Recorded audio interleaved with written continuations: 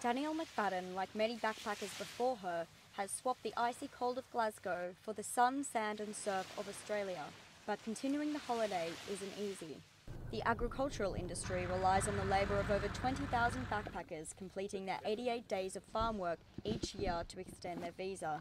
Unfortunately for some, walking the harvest trail can leave them ripe for exploitation. And the first thing someone says to me is "Welcome to hell." Using the fruit picking website Harvest Hoppers, Danielle found herself with the promise of work in rural Mildura. But when she arrived at Oasis Backpackers, things didn't turn out as expected. They gave us a box, which was kind of like something, I don't know, you'd get in prison. The beds were disgusting, like they looked like they hadn't been washed in about, I don't even think they'd ever been washed. And the more people we started talking to in the hostel, the more people says, like, get out as soon as you can. TripAdvisor, a review site, is full of negative reviews from backpackers about Oasis, accusing them of having dirty facilities, no jobs available and extortion. Oasis assistant Bob showed us around. I don't believe this. Extortion is a pretty severe word. I mean, we don't extort anyone. We tell them the facts when they come here, and we do our utmost to make sure every single person in this place is working. Matt Major from Harvest Hoppers sticks by Oasis. Many travellers are very happy and complete their 3 months work at Oasis Backpackers. That said, when you are a larger hostel with larger numbers, there are people that fall through the cracks as such. After speaking to a woman at the Orange Factory, it became apparent to Danielle that the job she had been promised was in fact not available at all. She didn't understand why this hostel had been saying this to us, because they had no contract with the actual factory itself. Mildura Fruit Company, we deal with them. We haven't actually got a contract, but we deal with them. After a week, Danielle was finally given work at a bean farm. She was told that she could earn $6 per 12 kilos of beans, but an experienced picker could do this in half an hour. Within 2 hours, she hadn't even managed to pick a quarter of the box. That day, I didn't even make $12. So the fact that you get promised work, you're working like almost like a slave, like as if you're nothing, you're getting exploited. A spokesperson for the Fair Work Ombudsman said it has a number of active investigations ongoing in relation to alleged underpayment of fruit pickers around Australia. They are conscious that foreign workers in Australia can be vulnerable.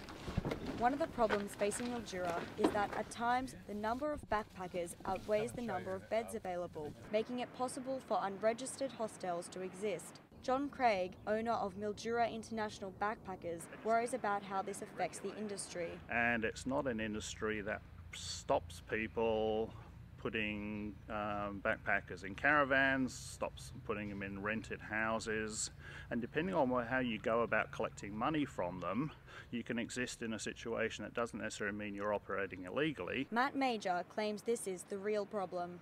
And that's when they get sucked into this more underbelly of share accommodation that leaves them feeling like they've been completely scammed. Marcello had recently moved to John's hostel after being kicked out from one of these unregistered sites. The owner steal all my money. And, only the job you can make a little money for pay only the rent. We find it difficult to have to deal with people who have had bad experiences, in many cases been thrown out of the places that they're staying in, sometimes for, arguably justifiable reasons, but where they've probably been provoked into the situation in the first place. As I say, a lot of them have been there for like four months and they only completed 3 days, but they could never afford to leave. It's a way of getting comforting each other. Like they just used to sit up all day, every day, drinking goon as a way to kind of almost drown their sorrows. While it's not everybody that has a bad experience, the ones that do are much more vocal about it. There's no doubt that people that come to the area become ambassadors for the area they're in, and you can see that in blogs, you can see that in online reviews, and you can see that in social media. On a fairly regular basis, work in the fruit picking industry doesn't always go to plan. Despite this, some hostels still make unreliable promises. Seasonal work as generally is sometimes difficult to use in the same sentence as guaranteed and promised. I find it strange that people will do that, and in my mind that's a tactic to get people to come. The local council is responsible for ensuring hostels meet planning, building and health regulations. certainly had a number of approaches from backpackers in terms of their concerns about some facilities. It's fair to say there's a small number that they're concerned about, and we've been able to follow through with those and determine whether they comply or not.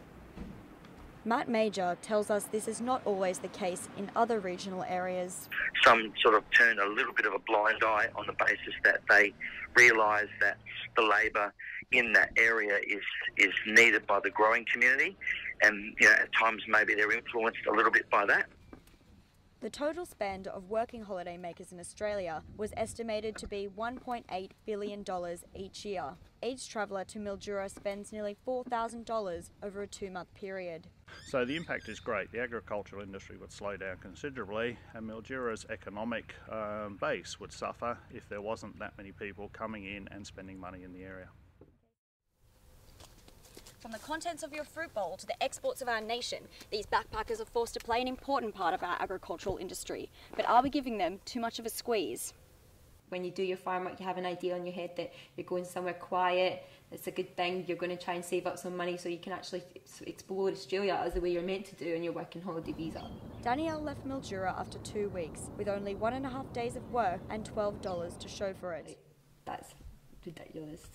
I don't think people in third-world countries make that sort of kind of money. Danielle eventually completed her farm work in Bowen, Queensland. When compared to Mildura, Bowen was amazing. We did have guaranteed jobs when we got there. It was an hourly rate and we got to meet lots of new friends. Danielle's experience isn't unique, and it's certainly not limited to Mildura. While the majority of backpackers completing their farm work have a positive experience, for some, things can turn sour.